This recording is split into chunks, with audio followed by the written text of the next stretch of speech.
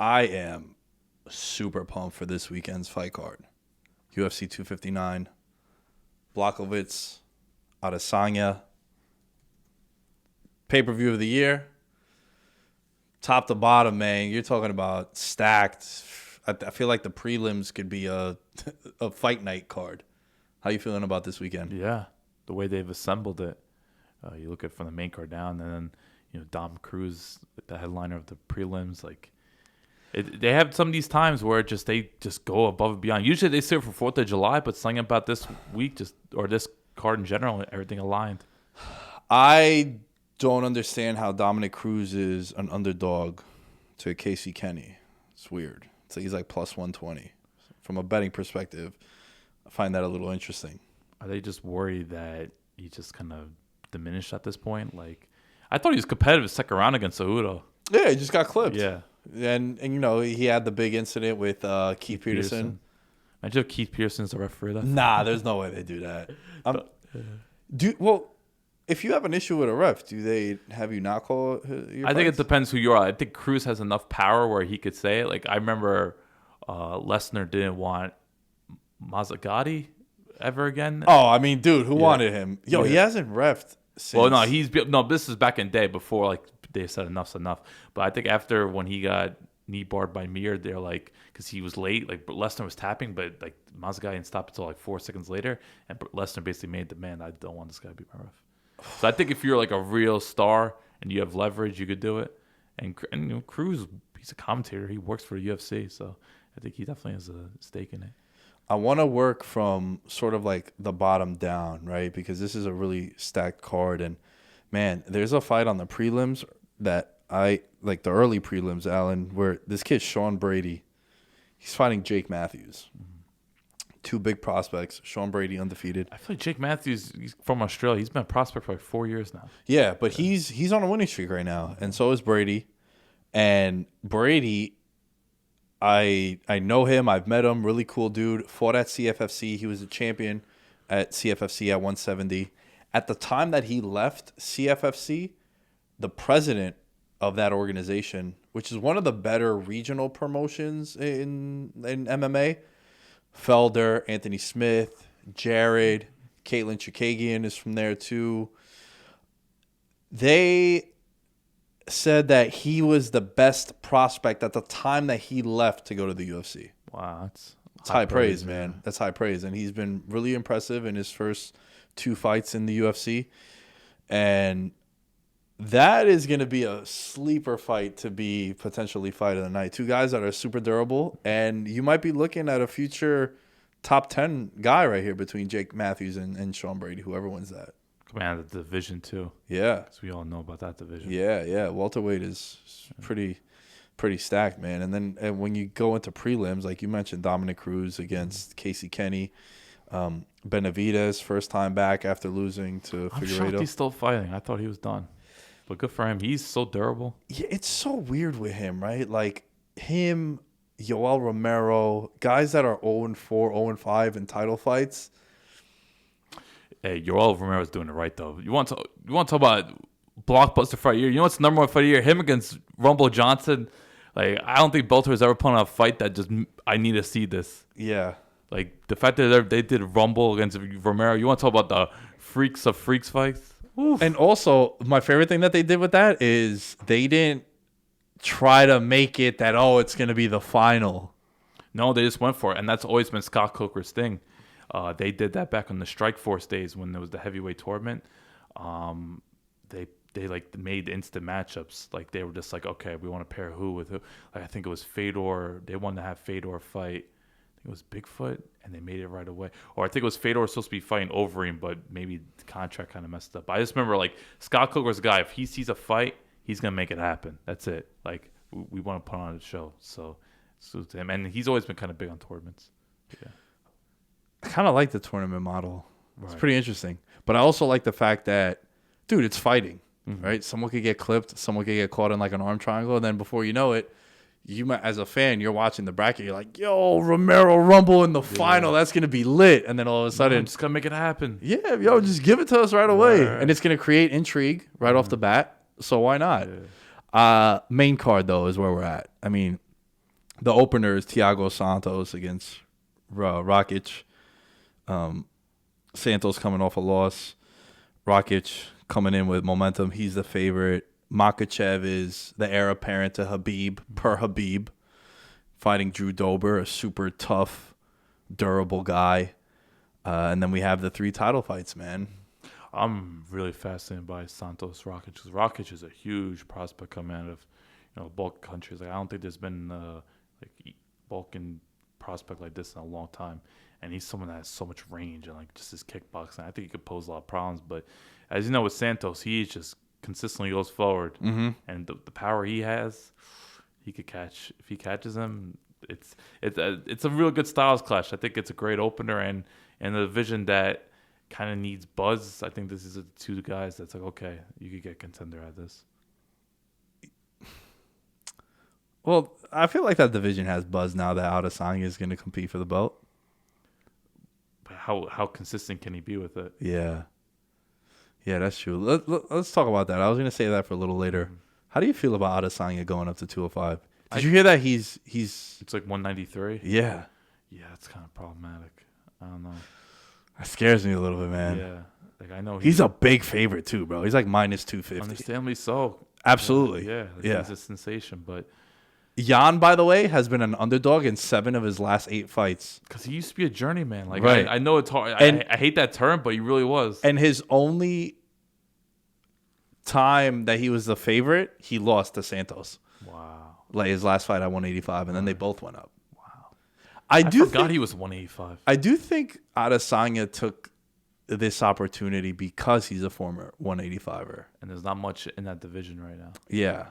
I mean, he's wiped out the whole division. The Adesanya has. I mean, And it to be a 2-division champion, not many people can claim that. Yeah. Other than Cormier. Cormier, Connor, Nunes. BJ Penn, Nunes, like I think Randy Couture as well. Like not many fights claim that. Like being GSP, of course. Like, But at the same time, though, too. Yeah. The simultaneous, I it's just only think been like 3 people. Having 2 belts like that, it's a huge thing to put on your resume. So that's why I applaud Adesanya for going for it. Do you think it's a win-win situation for Adesanya here? Because in the event that he does lose, sure, he loses his undefeated streak because he's 20-0 right now. Right. And logically, he's the only real threat to catching like a Habib, right? Hasn't really taken any damage in the UFC outside of the Gastelum fight, which is crazy that Gastelum gave. That's why MMA is so weird, bro. Matchups. Yeah, it's all about matchups. But I think with Adesanya, man, Jan, I could see it being very similar to the Paulo Costa fight. Adesanya he knows the Polish power thing. They'll be prepared for it. Leg kicks, keep him at bay. Eventually, he'll get overzealous, come in, get caught. Yeah, because I don't view Blachowicz as someone that's very patient. He's just someone that wants to throw. He headhunts a lot. Like, he's very aggressive, and I could see him getting frustrated pretty quickly. And Adesanya knows how to play with dudes. Like, mentally, he just breaks people down, and then he catches them, and it's a wrap. Yeah. Man, I think he's become my favorite fighter, man, Same Adesanya. here. He's incredible in some ways. Like, to me, he's must watch. Yeah. Yeah, like the way Jones was coming up, I view him that way now. But the buzz he's getting is like John Jones, but his skill set resembles more of Anderson Silva. Yeah, Are you giving Jan a chance in this fight? a slight chance, just because you never know what kind of game plan is. Maybe he's been working on his wrestling. Obviously he has the strength advantage. Like you never know what. Like someone has experience with 5 rounds as well. I feel like a lot of these opponents that Adesanya's had, they've only fought 3 rounds. So I think Blachowicz, with his experience, he has the cardio. I don't think cardio is gonna be an issue for him. I think it's just a matter of, how does he implement his game plan and how can he close the distance? Because if he doesn't close the distance, it's a wrap. Yeah. But I'll give him that. Like I think if he could somehow take Adesanya down, control him, dirty box him, I'll give him that. Dirty box. Yeah. Yeah, I don't see it. I don't see it. No, I think Adesanya. I think Adesanya washes him, which is why, like, I know it's a cool fight, but I don't get the buzz for it. But it's fascinating, and plus it's Adesanya, so okay. I'm gonna find it really weird when I see them weigh in, like when they show the graphic of where you're from, all that, your weight. It's gonna be a 205 fight. It needs to be like 194. Yeah. 'Cause I forgot, like, because Anderson went up for a couple 205 fights, but I think he weighed around like 198, 200. Dude, did you hear Dustin Poirier this week say how much he weighs? Yeah, it's not a surprise. You weren't surprised by him being in the 190s to fight at 155? That's And how even they when he cut. fought at Like 145. Khabib used to weigh 200. Like Khabib weighs 200. Tony Ferguson weighs 200. Bro. Like these fighters, that's just what they do. I'll tell you this much. I met Paulo Costa in Vegas. Had to be at least 225, 230. Yeah, He was just bloated. Massive. they just put on weight. And then, I told him, I was like, dude, I can't believe you weigh at 185. And he goes like that. He just grabs his stomach. yeah. Eat. I was like, yeah, I can tell. I can definitely tell. Okay. The other most compelling fight from a betting standpoint as well, too, is Jan versus Sterling. It's essentially a pick 'em. I think I picked against Jan in the last like 5 fights that he's had. I feel like a lot of people have. He doesn't do it for me. I don't know why. There's just something about him that I don't know if it's because he's Russian, but I like Khabib. But he just doesn't. I don't think he has many highlight reel moments. He's not that explosive. He's just more of, he's like a tactician where he just breaks people down. Like that moment he had, I think, against Aldo, where he just I think that was the coolest thing, where it was like a weird exchange and he just sweeped his leg and just planted him. Mm-hmm. That was cool. But like, I don't know, Jan doesn't have many flashy moments. It's more of a grind, but not a wrestler grind. It's just more of striking. Like, he's just a very balanced fighter. While Sterling is Mr. Explosive, he's someone that I think has been coming on over the past few years, and tremendous wrestler. Someone that on the ground, once he gets your back, things can get ugly quick. And I think people are just genuinely excited to see someone from New York emerging, because it's been a while since like a Ray Longo, Matt Serra guy has been kind of headliner after Weidman's downfall. Like, it hasn't really been anyone emerging. So to see someone there, because everyone loves Ray Longo, Matt Serra. Those are the guys right there. Once you get them in their core and they start yelling, you just start cracking up. Like, who doesn't love them?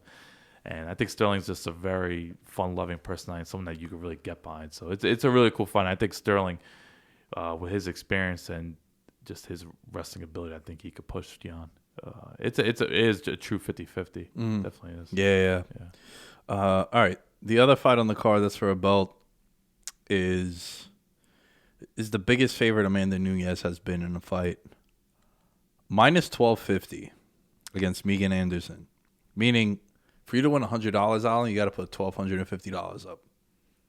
Would you? For Man News, yeah. Yeah. Yeah. I don't know what can happen in this division for her at 145. I think it's just more of a showcase fight. She retire after this, you think? Just had a kid. What more do you have to prove? If she's got the money, then yeah, might as well. The only logical fight for her would be Valentina at like 135. I don't think she wants to cut. She doesn't want to cut, and also her thing is like, yo, I'm 2-0 against her. Yeah. Even though I thought she lost the second fight. Like, what else? I just think that there's nothing for her to do. You would really be doing it for the love of the sport. All right. Besides that, like, you have nothing to prove. You've just beaten everyone in your division, everyone in your path, convincingly too. Yeah. And that's about it, really. It's just a lot of the showcase. Like, I know everyone raves about the Cyborg fight, which was obviously memorable. But when she did Holly Holm was Yeah. real eye-opener. With a head kick, too. Like, because we were watching that fight, and I thought it was going to be like a 25-minute tactical battle. It would have its moments, but honestly, I thought Nunes would, win a close decision. No, she just planted Holly Holm, and Holly Holm's very hard to piece up like that. So, yeah, I think like she's the greatest female fighter ever, Amanda Nunes, and you're right. Like, what's there left to accomplish? Unless she just wants a couple more paydays, it's understandable, fine. But like, Megan Anderson's very raw. Like, I expect Amanda Nunes to pummel her from the beginning. I think it's just there's a huge gap of technical ability and then also just experience. So.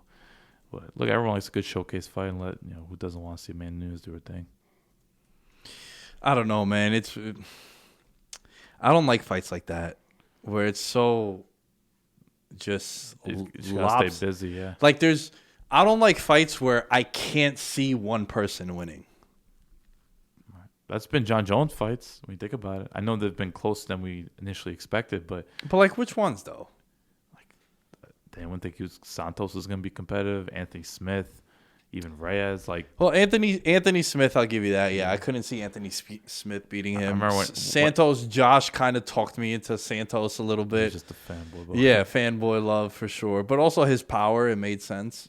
And he looked good when he went up to 205. And then, like, Reyes. And there's other fights like Teixeira, OSP. Like, Jones fought a lot of people that were just, it was just like, okay, Levels. let's Sean Jones. Yeah, that's true. I want to ask you one last thing before we move on from UFC talk. And it's, what do you think happens at 170? You think it's going to be Usman and Masvidal? I would say so. Like, I don't know why they still have the Ultimate Fighter. Like, I don't know if they're trying to get a feud to be on there. Because if that's the case, then they're gonna book it. Yeah. But if there's no Ultimate Fighter, then they got some options. Because obviously you still have Covington out there. I think that's the fight you should make, though. Usman Covington.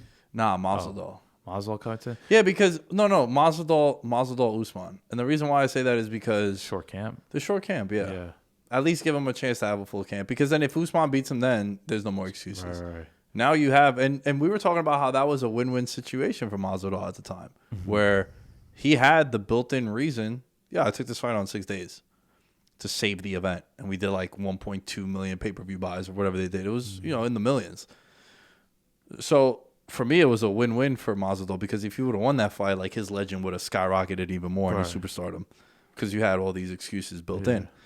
But if you do that, I think it kind of just eliminates Masvidal from the picture, the title picture. Right, because I think Usman wants it. And I think Dana's now becoming more, I guess, understanding of like what his champions want. Like if his champions want someone, he's going to try to book it, especially if the tension's there.